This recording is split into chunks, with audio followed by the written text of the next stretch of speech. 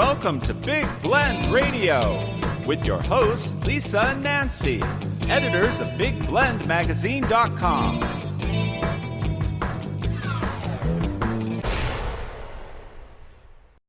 After serving in the United States Air Force between 1952 and 1956, Norman Bush left his hometown of Louisville, Kentucky, to follow his dream of being an actor. He moved to New York and attended the American Academy of Dramatic Arts alongside classmates like Nancy's favorite, Robert Redford. And he went on to enjoy a 50-year career as an actor in stage, television, and film productions, not only in this country, but around the world. His attraction to wall collages prompted him to purchase an old Leica 3B camera in 1965. You remember those cameras, Nancy? Yes, Yeah. absolutely. And you know what he did? He started archiving the wallscapes throughout Manhattan and New York City. And we're very thrilled to have Mr. Bush join us here on Big Blend Radio today to talk about his career as an actor, to learn about his street photography that documents over 50 years of history through images of bill postings, notices, and playbills that were plastered on buildings throughout New York City. I encourage you to go to his website, normanbushphotography.com. Mr. Bush, welcome to Big Blend Radio. How are you? I thank you for welcoming me. Very, very good, in fact, That's good. So do you live in New York City now? Yes, I do. Yeah, I've lived here ever since 1957, really. Wow. That's got to have been a difference going from Louisville to New York City. But then you had already served in the Air Force. Was it a bit of a change for you to move? Well, I went to Milwaukee after I came out of the Air Force, and I stayed in Milwaukee a year. And I worked with a group called the Milwaukee Players, which was a wonderful amateur theater group there, and I decided, okay, at that point, I think I want to be an actor, and so I knew I didn't know anything, so I said, I better go to school. So I applied to the American Academy and also a place called the American Theater Wing. And I was accepted in the American Academy of Dramatic Arts, and I spent a month or so really preparing, and I went there and auditioned, and I auditioned into the school, and something was the first audition I ever had. Wow, how cool! That's amazing. Yeah. And then you became a founding member of what was known as the Negro Ensemble Company. And was that doing? After some years, yes, I did. Like in 1967, the Negro Ensemble Company, it was started by a Robert Hooks and Douglas Turner Ward, and I was chosen, as one of the members of the founding company. It was 13 of us, who were inducted, were accepted there, and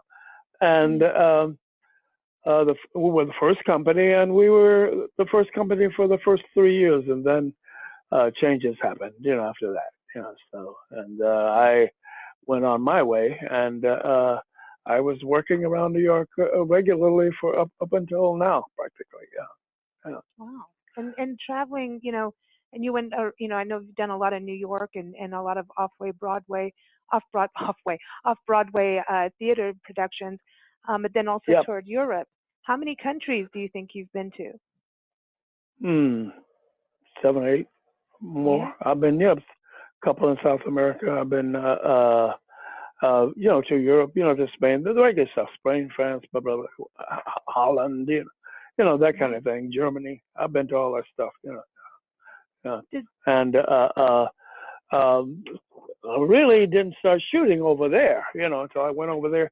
I was away from there for about 20 years, because I left there in 1956 of the Air Force, and I went back to visit in 1976.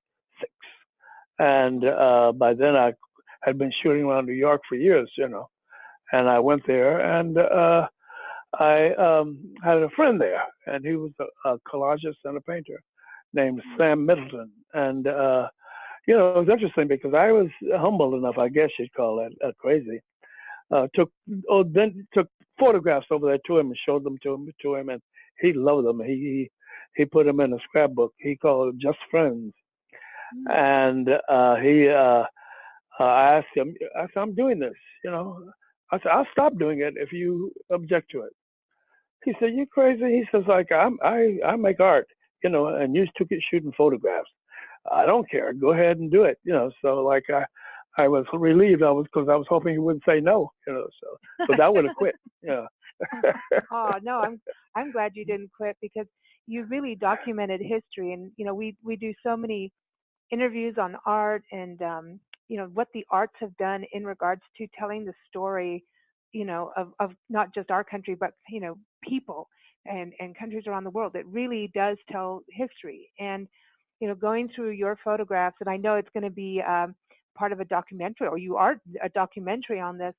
It's really fascinating to see some of the protest signs, some of the announcements, the notices of, like "Make America Great Again." It's like, that's funny how that's being utilized even today from a different Isn't that interesting?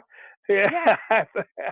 Yeah, it sure was, you know, like, and I said, I heard that before, you know, okay. Yeah, So, yeah. and I went and looked it up, and there it was, you know, like 8 years before somebody said that, right? Okay. Yeah, Uh, exactly. President Barack yeah. Obama. Yeah.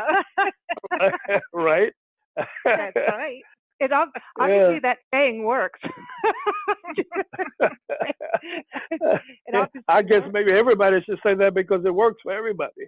Whoever I uses it know. gets elected, right? Well, I think Yeah, we need to use it again. right? Anyway, Yeah, um, yeah, you, it's just really fascinating. Some of the images. Seeing there's definitely the protest signs, and I look at what's happening now with even through Europe. There's communities using murals to yeah, decorate the towns and tell the stories. But then there's yeah, murals, I know in Europe, that it's like if you look at Northern Ireland, there's protest murals, there's peace murals, right. stories on them, murals with poetry.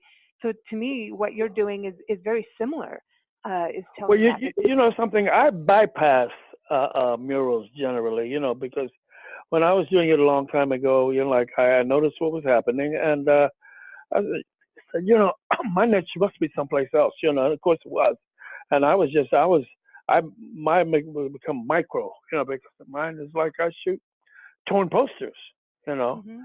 and I didn't really want to shoot those things because you know it hurt my heart a lot of times as you see groups of people painting those murals, and then within a year, 2 years, they were gone. You know, some of the generally the landlords would come along and paint over them with white paint. You know, and Mm. so I did document some, but I really it kind of I just didn't want to do it. You know, and I said no. Uh, I want to do this abstract stuff. You know, Hmm. and like and what happens is like you know, they throw a poster up there, you know, and with, you know, with that paste and stuff, and no matter what the weather situation is, whether it's hot, cold, rain, snow, you know, you know, at a time it deteriorates, you know, Hmm. and that's when the shapes start to form, you know, Mm. and generally I see a new poster up, I don't bother that, I see it, you know, and then like I wait for it to deteriorate, you know, because generally they leave the stuff long enough for it to go before they'll put anything else up there, you new, you know, Yeah. and the abstract forms that happen, that's what gets me. That's what gets my eye, you Yeah. know. Mm. It's a That's what character. I shoot. It's a Yeah, character. and it Excellent becomes character. layer on layer of stuff, and it Hmm. becomes things that are happening, you know. Sometimes it's just a form, you know, like just abstract form.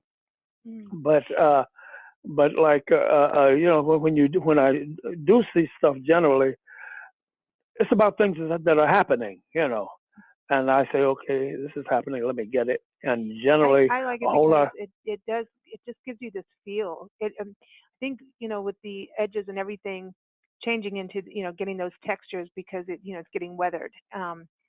It Yeah, it just gives you a feeling of being there versus if it's here's the clean cut new poster. it hasn't paid its dues yet. It has to be out there That's for a right. while through the rain That's right. and all of that. It's got to be red. Yeah, it's got to be red. Yeah. Right. To me, it's just these images and how you've done it. It's like putting a bulletin board together, like and people's energy start, as things get added or taken away, it creates a new story each time. It's neat. It does. Yeah, it Mhm. does. And I wasn't really aware at that at one point in time because you shot with slides, and I'd send them away. You send them away and they come back, and you go through them, and I'd go through, and then when I didn't like, I threw away, which was a mistake, and I'd hardly throw anything away now. I keep stuff in this because stuff is beautiful, and like to me, when I say a touring poster, it's like seeing some kind of flower or something, to me. I don't, and I see other people, and the people just think this ugly, and I've been laughed at doing it, Look at what he's doing, and I said, well, okay, you may feel that way about it, but this is what I do, and like I said, I put the slides away at one point in time. I took about 4 months and I went through them, and I filed them, and I said, whoa. First I said, this guy is crazy, and then like after that I said that's kind of quasi-historical. That's what I said to myself, and going back through them again, I was really amazed. Look at what I got, and I was doing that like because I had, because I wanted to do it. Well, like being an actor, right? I was not getting a lot of calls at one point in time, waiting for the agent, And I said to another friend of mine who was a collagist here, and he's gone too. His name was Walter Davis. And I said, boy, Walter, man, I'm not getting no calls. He said, you got a camera? He said, go. He said, use it. He said, nobody can tell you what to do, and you don't have to wait for anybody. Just shoot. And he said, that's your art too. And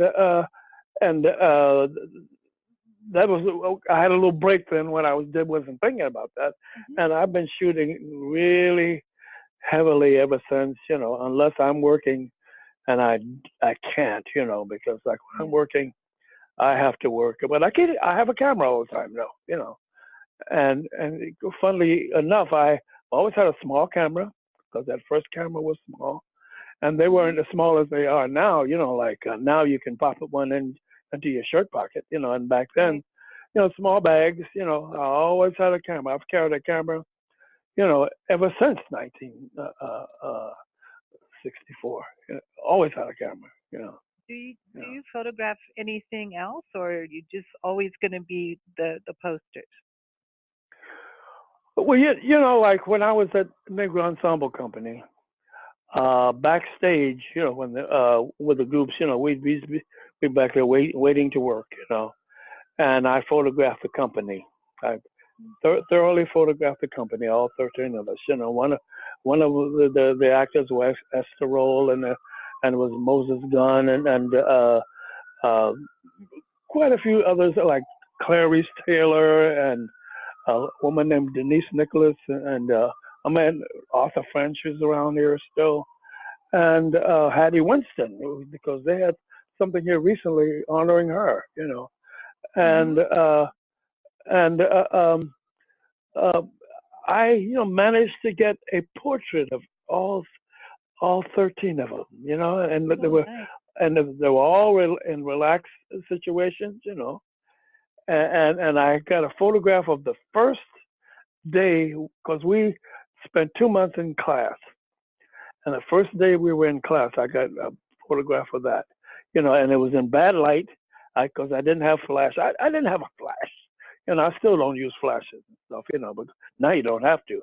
But like I pushed the film, to a point where I got some decent black and white photographs of the first class we ever had, and photographs of the first rehearsals of the first play, which was Song of the Lusitanian Bogey, Song of the Lusitanian Bogey, and yeah, I do shoot other things, family, but to me, those are not photographs; those are pictures. Yeah, Yeah, you know, one thing I was curious about is, you've been in front of the camera, behind the camera, but you're walking and taking these photos, and we're big advocates of getting people to get outside and take a walk, because there's something that happens when you take a walk. There's a change in your brain, and a switch on, like, for creativity. It's like turning on the Mm-hmm. light, and then there's Mm-hmm. observation, where you become very observant of things. And from walking, especially if you even walk the same place, day after day, Yeah. you start to observe all these little things. Do you feel that happens with you, You with the see amount of walking? everything. You see Mm-hmm. everything, and now I walk. Things catch my eye, and I guess I must have walked by now 100,000 miles. So I've done some walking, to tell you the truth. I've really walked, and I've been so bold as to walk from Harlem, and I live downtown in New York on 23rd Street. Well, say for instance, I walked from 123rd all the way down to 23rd. I've done a lot of Wow. walking. Yeah, I've done a lot of walking. But a lot of the stuff I do, I catch it from the bus, Mm-hmm. and I'll jump off the bus and go shoot it. And I learned a lesson, because like if I don't do that, I come back the next day and it's been covered with another new poster, and I never can Oh. take that chance again. I never can take that chance again. So it'll take more time getting home or wherever I'm going, because I stopped, got off the bus at 2 blocks away and walked back and caught see what I could do. What I call it picking, and I pick the walls, see what's there, and whatever moved me, and there's nothing cerebral about it, It's like, and I get a feeling, and I start saying, Mm-hmm. ooh, ooh, people, and I've been next to people and see me, and they think I'm crazy, because I get, No, but I get involved in it, it's interesting now, because there's billboards, and things have changed. How people do posters, haven't they? I mean, back I remember the days of, even bands would have flyers, and they would make these really artistic posters, almost like you would for an album cover. And the posters and flyers and things going up in the windows were these just really artistic, hand done things a lot of times. And now it seems to me it's changed up a little bit. Do you think we've got a little, I don't know, we're using Well, the you want to know rulers and something? coloring in the lines? People will go. Excuse me for breaking in there. People will go out now. I see. Well, make photo. I mean, draw a picture. I mean, draw a picture on the wall. They do that, And of course, like, I photograph that too, But years ago, they used to have those movie posters, and they were huge. They must have been 6 feet tall and 12 feet long, on these walls in New York, where there were a lot of wooden fences in those days, Where now they're co-ops, And one place I used to go is New York University dormitory, and that whole block, right? Like, was near me. Mm-hmm. And I shoot that a lot, And then I've been all over New York, And the one place that I haven't shot anything on any wall is Staten Island, New York. And I've been into Bronx, I've been into Brooklyn, I've been into Queens, And whatever I see, I do, and a lot of Harlem stuff, And and because, like, before in Harlem and stuff, there was a lot of walls, Now Harlem's built up, And but there was a lot of entertainment, and there was a lot of posters advertising entertainment, And it's been, and then there's been those years when there was a lot of protest and stuff on the walls, Whoa, what's that protest, And it went from entertainment to protest, and then, like, it came into the Ronald Reagan era, and it got kind of quiet. Wasn't much going on out there, you know. And then, you know, it was like everything, you know, just died, you know. And people started getting mad at him, and then like there was stuff happening, and then you know, all during Vietnam there was a whole lot of stuff, but since Vietnam and the next two wars, there's hardly been anything on the wall about against the wars. Nothing. You know, I wonder if it's social media has taken the place of that. You know, of I would everybody just imagine. fighting with each other on there, because that's what they do. Yeah. Right? Yeah, you know, because there's nothing. You know, there's nothing about Trump. No, I mean one or two things. You know, I think I have. If I have 10 things, I have a lot, and I don't think I've had that many about Trump. You know, there was some things for Bernie. You know, and well, for Hillary, the only thing I saw was one thing out in California. You know, like I was in LA, you know, and there was some. I don't remember what part of because it's an area where my granddaughter is, and I don't remember where she lives because she moves a lot. You know, and I was walking along the road there, and then there was a Hillary thing, and that was it. You know, and to me, I know who's going to win the elections by back then. You know, by who was got the most advertisement on the wall. You know, if it weren't any advertisement on the walls for one candidate or the other, I said I could predict who was going to win. You know, that really is interesting that you say that, because all we get is slews of emails from different groups, and you know, asking for money so that they can get elected. And you really do walk away with the idea that all it takes to get elected is a lot of money. Well, they do. Yeah. Well, it's like whoever has the most ads win. It has nothing to do with what they're going to do in office. I know. You know, like that is the new era, isn't it? You know. Yeah. I guess it's changed, but I think people are going to go back to. It's going to change again. I think now you've got people. You could do protest signs as they're marching. You know, before they're marching with them. They're not. That's the new poster, the marching posters. You know. Well, you know, maybe I think a lot of times people will stop and leave those things like that. You know, they'll leave them on the wall, even. You know, like I've seen a lot of stuff stapled. You know,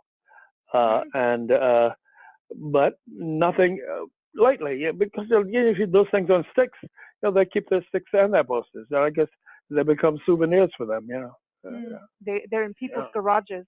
But and they are doing different things. I know there was some. I forget the gentleman's name, but he's across from the Trump Towers, and he videos like a light show on the Trump Towers, and it's always a protest against Donald Trump.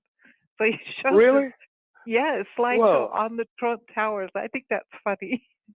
you know, I passed through there the other day. I didn't see that. You know, like the other night on the bus. In fact, you know, and I was on that side of the bus and I didn't see it. Isn't that interesting? I'm going to get off the bus and look the next time I go through there because I didn't know that. That's news to me. I'm gonna see if I can look it up and find and send you a link. So because I don't know if it's specific days or times or what, but I read this story about it, and he does it all the time. He likes to mess with Donald Trump.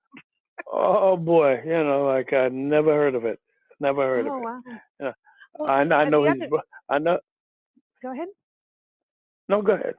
I was going to say the other way of getting, you know, people's what they're saying, you know, the protests or what they're feeling is the back of bathroom doors, public restrooms. You know, you go into the stall on the back, and people carve things, they say things, and there's some weird things when you do. Well, I don't, you know, I don't happen to see those because those are in your bathroom, right? Oh yeah, that's right. I never get to see those, you know, like. And men don't take the time to do any writing in bathrooms generally. Yeah, that's right. Well, this went down the toilet, didn't it? Well, I always wanted to do a book of toilet art because there's weird bathrooms and people do weird things like stick coins on the side of the bowl. There's weird things that Whoa, happen in heavy. bathrooms. You know. That's interesting. I Never know. knew that. Yeah, Do you yeah. ever? I know that there's a documentary being made right now with your photography and your art. Then it's called Norman Bush Post No Bills. Um, Right. so, do you ever think that this would also your work could be done into like a coffee table book? That has to happen. Somebody talked to me about it already, and it's not in the works, but I've been spoken to about it by somebody who wants to collaborate with me. Yeah. Oh, good, cool. Good. That would be Yeah. wonderful to have. I think this is a piece of history, and I love that. Do you know when the documentary is going to come out? No, we just finished shooting last week. Okay. And now we have a couple little things to do, some voiceovers and stuff, and choosing photographs, really choosing photographs for the film. And but we don't know yet, because it's in the works, and and the editing process is beginning now, So Okay, good. yeah, yeah. Good. And Yeah. everyone keep up with Norman Bush at normanbushphotography.com. I also wanted to touch on the fact that you received the NAACP and City of Los Angeles Trailblazer Award. That was in 2005. Yep. How did that come about, and what was that for? Well, that was a part of the group thing with the Negro Ensemble Company. We all got that, Yeah, we all got that. And there was an anniversary that the NAACP honored the Negro Ensemble, and they honored all the original people and who were still around. And, many of us in that little group of 13 are dead, like which is, I guess it's maybe 7 of us left, maybe 8 out of the 13 are still here, and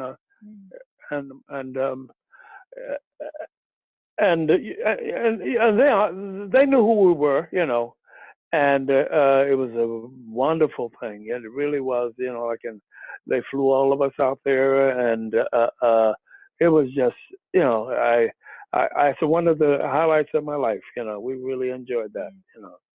I did. That's wonderful, and also, just the whole thing that you've done. You've all these, the work you've done in film, on stage, and now documenting. And you've seen through the years also, not just your camera, your original camera, going from the Leica to now there's digital photography. Has it changed also for you, like going in filming? Has that changed for you? Did it make a difference as an actor as, film gear changed? Well, something, I really went very slow into digital, and I love it now because thank goodness for it, because it takes care of a whole lot of my mistakes, I can,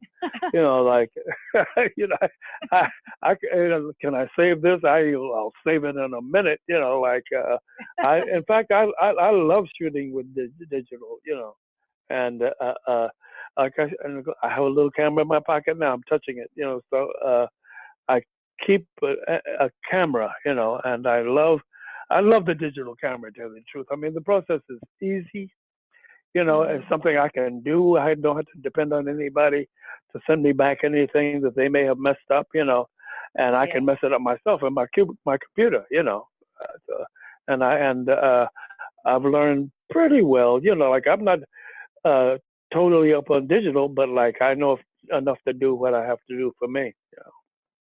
It's cool because you can experiment without the expense of film. I mean, that used to be like you take a really, you got a good picture, and then you have to wait, and then they develop it, they send it back, and it's like, no, that's not what it looked like.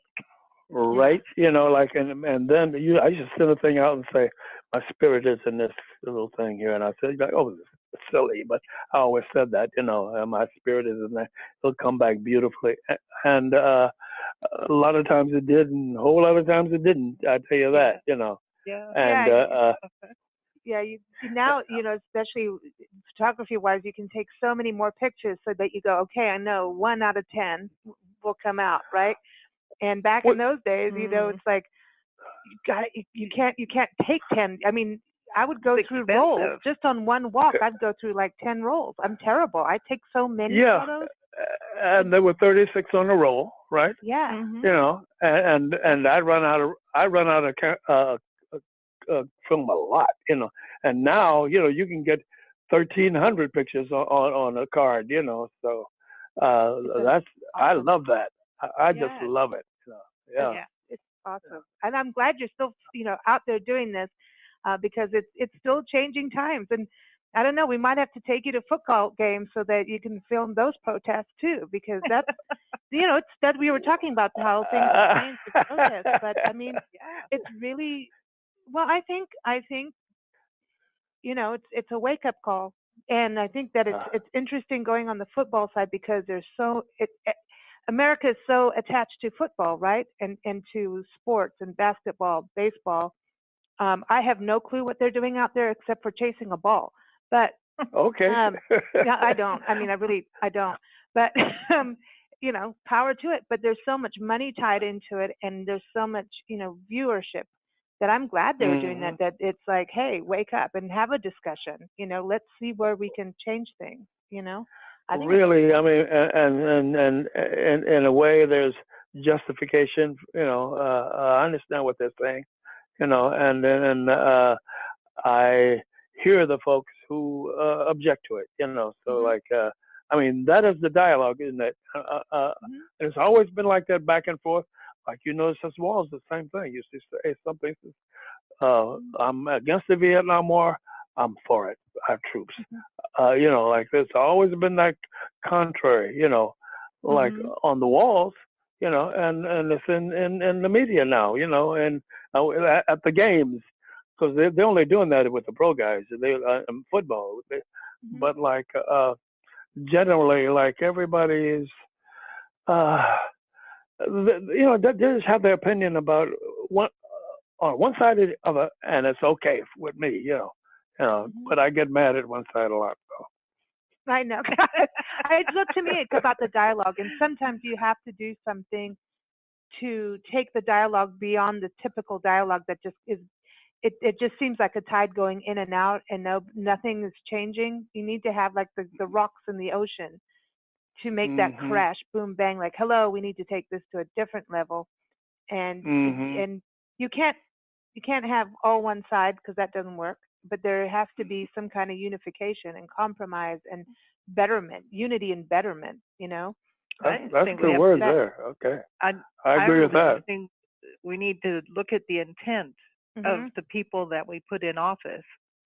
Not look at how much money they have, where they came from, what party. They all have money. Yeah. I've never seen a broke politician until they get caught at something. Yeah, but right. It's their intention. What are they really going into office for? I think we need. Well, it's very clear now because like it's right there every day. Yeah, now it's real clear. It's very clear. Like, and would you say, well, what's going on? Click, you find out. Oh, there it is. This is new. That changed. I said this yesterday. Today I say something else. An hour ago I said this, but now I didn't say that. I said this. And of course that's all on camera. I can't remember what I said. Yeah. Well, and now speaking about what people are saying, right? Now you can take the photograph of people's jackets, the back of their jackets as they walk around, because that's going to change. T-shirts are jackets are in. Jackets are in. And then you're photographing the back of them. You're not photographing them as if, people right in their face. You're photographing their back, so no one will know who they are. That's what happens when you turn it back on somebody. Yeah, don't you? That's right. You don't have to get their permission to use it if it's on their back. That's right. If you take a photograph of the face, you got to get it released. Yeah, so, really. And who wants to do all that stuff? No. But I do want to ask you this because we have our own little Facebook walking club. It's called 1 Hour Walk, because we're trying to encourage people to get out and walk. Go figure. Yeah. And so What I want to know is if you could take a walk with someone, anyone alive or passed on, that you want to have a good conversation with, maybe go photographing with, who would you take a 1 hour walk with and where would it be? Something that's a heavy question because, like, generally I walk alone. Hmm. Who would I like to walk with? My son. Nice. Yeah, my son. And because he can, when we get to the corner, he can buy me a dinner, something. Yeah. But yeah,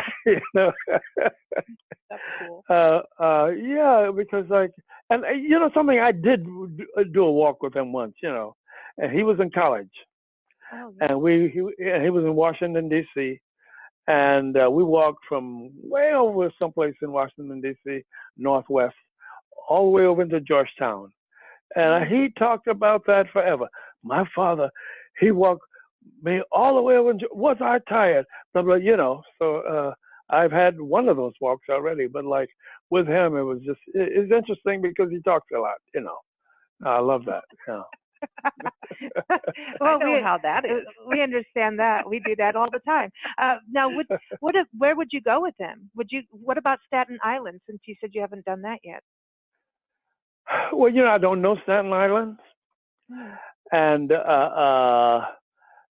that's totally. I mean, it's totally foreign to me. I'd like to go over there and look and see what's going on there, but like Staten Island, I don't know. It's just foreign. The idea of it. I don't relish the idea of walking Staten Island. If I think maybe walk, like Manhattan again. I'd love to do Manhattan thoroughly again. I'd love to do that because it's changed. And it has another kind of beauty. And the one thing I do notice now walking is that old New York is disappearing, and the only thing is, and I guess in about 30 years is going to be left from old New York is going to be Park Avenue, because they're not going to tear those buildings down, and but like all the little 6-story walk-ups and stuff they're going, I can look, like you look and say, whoa, that building's empty, and it's coming down, and a 60 stories is going to go up in that spot if the spot's big enough to hold a building that large, I mean, Wow. that's heavy building is going on here, it's unbelievable, and then and as I say, the old New York is disappearing, it's just gone, in fact, near me, there was a hardware store that had been there 100 years. Can you believe that? Wow. And they tore that thing down, and then there's a luxury apartment building there now. Yeah. Man, I like saving the old buildings. To me, that gives you that character, that sense of place. It's like having, the posters, start getting weathered and, torn, because then it becomes something. It's like you've lived something, that there's stuff going on, there's an energy to it. And when they put new buildings up, I understand sometimes it's a need, but I don't know. Right. I just like But the old vibe. before the building goes up, there's fences, and that's where the posters are, Oh, and well, then that's cool. you go there. Yeah, I take pictures of the posters that go up because these guys are waiting. They put those posters up there, and then the builders will come along and paint the fences green and say post no bills. And as they obey that. Oh, They won't put no. they won't put anything up there after the walls are painted green and they say post no bills. Nothing goes up there. Yeah. Oh, well. That's interesting. Man, it's interesting because posters are part of our free speech, in a way. And yet, if you're putting it on private property, it's kind of you can, you can't. Is this legal to do or not? Putting something on someone's building. If I had a building in a downtown, I would just say, I'd make it a giant bulletin board, like post away. I want to see what people have to say, man. I would like. I'd put some soap boxes out there. when you go bring it. like when you go into like a older supermarket in a small town, the bulletin board on the inside is really fun to read. Oh man, we used to live out in the desert in California, and there's this little market which is gone. Funny. And we used to take photos of the bulletin board signs and then call our friend down in Mexico and read it to him. He said, and we used to read the old newspapers, because the newspapers used to have the craziest notices in the back. I mean, I remember somebody saying somebody peed in the mailbox and then stole the goat. Yeah. Then this person, I mean, I remember that. And then the bulletin board, when the town over, was like, man looking for goats. And I'm like, have you put the two together? There was something going on with goats in the desert. I don't know what, but when you started reading these things, it was like, no way, you know. And then we started saving. We had stacks of papers from this. It was crazy. You know, now I think like with what you've done, we should have photographed them and made them into something that people could have read, because it was really funny. And now they're all gone. Fantastic, yeah. But you did save those little things you kept, didn't you? Or Not anymore. You didn't save the photographs? No, because we were just being, just photographing and then, telling a friend and going, who cares about this? But now we care. Now we're like, Whoa. Those were, I know, they were funny, because that was, you've got the goat thing. We'll never forget the goats. I know. We would go to the bulletin board looking for an update on the goats. All right. You should have phoned that guy and tell them, hey, the guy over there in the next county's got your goat. I know. I hear that. Man. Goats are easy to feed. You let them go and they feed and they come home. Because they'll eat anything. They eat cans, glass. You name it. And if it's there to eat, they'll eat it. Almost. And I understand that. If you said desert, right? Yes, they're out there. Yeah, we don't have desert rats. We have desert goats. I don't know, but it was funny. It was really, really funny. But I really wish, I just was taking them on my phone. Take a photo and then we could read it later, and never ever thought about saving them or think. When we lived in Kenya, Nancy tried to bring newspaper clippings out because the newspaper was interesting there, because they were publishing things that were happening politically ahead of the actual political event. And so we were trying to prove this to people. And when we left Kenya, she wrapped some of our things that were getting shipped out in the newspaper as though it looked like packing material. And when the stuff arrived in England, it was all gone. Someone had taken it all. Because I had no idea that would happen. And never thought of photographing the newspaper. No. Whoa. There was strange things in there about when President Carter sent the helicopters against the hostages. To Iran. Right. That was it was in the newspaper before it happened. I found us trying to save it, and it went away. I should have probably just kept it with me, but then you never know. In certain countries, when you're going back and forth, you can get in trouble. Yes, and it's, how much space do you have in your luggage, to really tote stuff like that? That's another thing. Yeah, but now on, start shooting now, and in 50 years you'll have a lot of stuff. Okay, I know you've taken my mind into a different way of viewing things.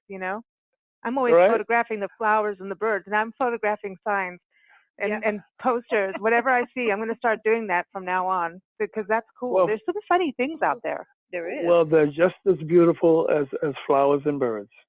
That's right. True. I agree. Yeah. Mr. Bush, it has been such a pleasure speaking with you and looking at your work, and I encourage everyone to go to your website, normanbushphotography.com, and keep up with them there so that you'll know when the documentary comes out as well. And I want to thank our sponsor for today's show is the National Parks Arts Foundation. They create unique artist in residence programs for artists, photographers, writers, musicians, poets, filmmakers, you name it. You get, as an artist in residence, you get to stay in a national park unit for a full month and create. I mean, you Whoa. name it. So cool. You could be Isn't at that the nice? Volcanoes National Park in Hawaii. You could be on a Dry Tortugas Island in Florida. You could be up at Chaco Canyon, a very historic, ancient place up in New Mexico. So there's all kinds of opportunities. The website is nationalparksartsfoundation.org.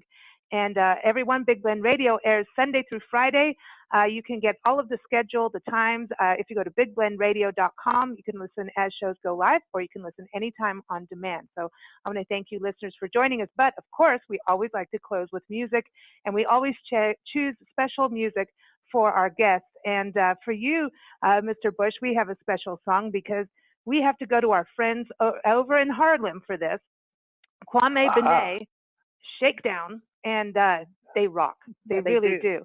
I'm going to play the title song off of their latest album, and it's called Universal Love. And thank you. It's a beautiful song, and it's off of their album Roots, Rock, and Universal Love. You can get it at KwameBenetShakedown.com. Thank you so much. It has been such a pleasure.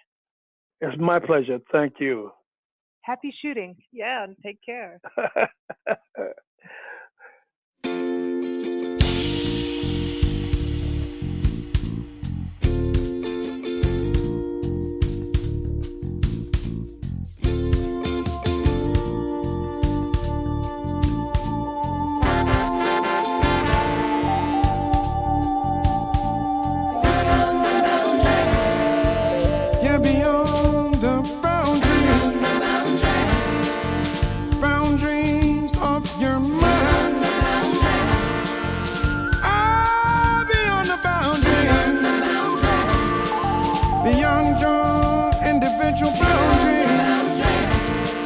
Beyond the family boundaries, go beyond the tribal boundaries, and beyond social boundaries, yes, beyond national boundaries. You give us a love. You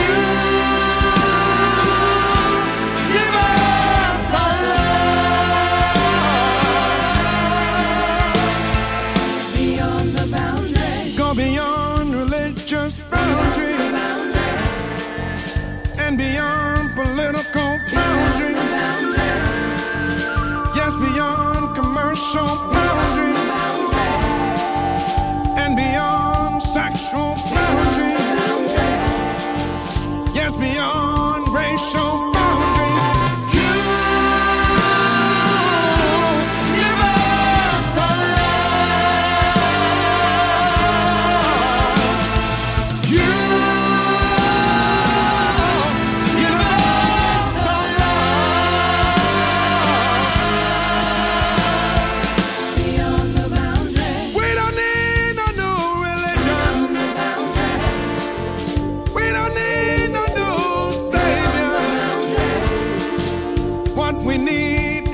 understand our fellow man and our behavior, to live in love and unity. You live us a lead. You live us a